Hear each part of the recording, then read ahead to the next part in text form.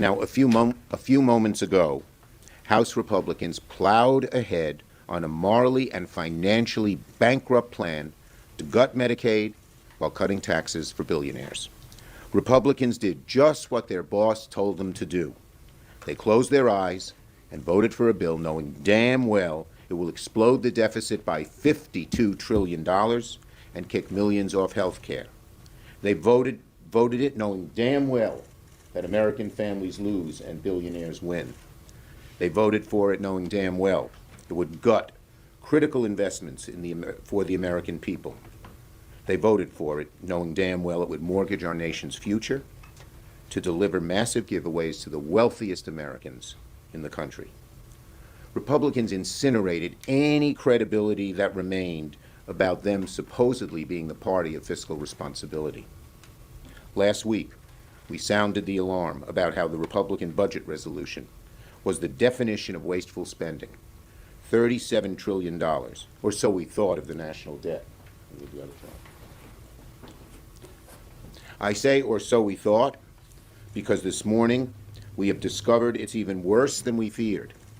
This morning, the Congressional Budget Office, at Jeff's request, released a new projection showing Republicans' billionaire tax giveaways will actually add $52 trillion to the debt, not just 37 plus. It's gotten even worse, even worse. Why? Because Republicans in the Senate didn't just copy and paste the 2017 Trump tax bill. They added over $1 trillion more. This is the Trump's tax scam on steroids. And it's going to bankrupt America, all so they can give these tax breaks to the billionaires. It is just incredible. To repeat, today Republicans are plowing forward on their deeply unpopular agenda, while Elon Musk and Doge dismantle Social Security. Congressional Republicans are slashing Medicaid, all the while cutting taxes for billionaires, adding $52 trillion to the debt. The many individual pieces of the Republican agenda are bad on their own, but when they're put together, they're utterly toxic. The struggles Republicans have faced so far are only a glimmer of what's to come.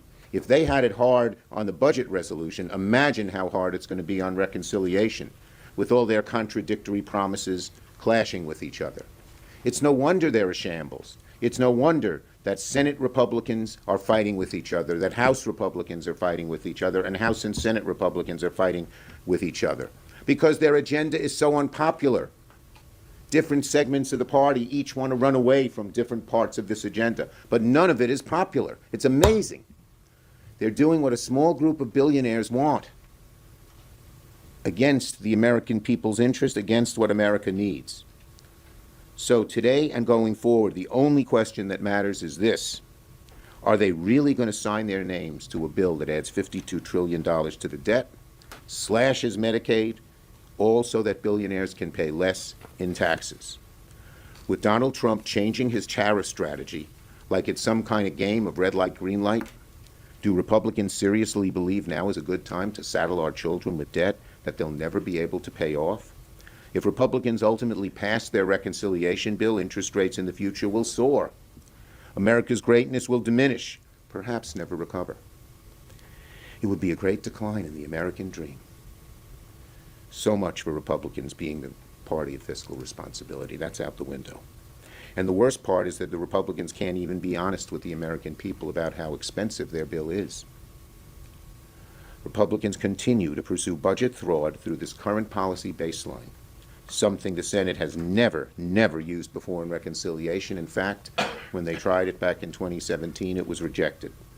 They avoided the question last week, but make no mistake about it, they're now full speed ahead on breaking the rules of the Senate and breaking their word to get it done. Why are Republicans doing it? Simple. They want to cut taxes for billionaires and make our kids pay for it.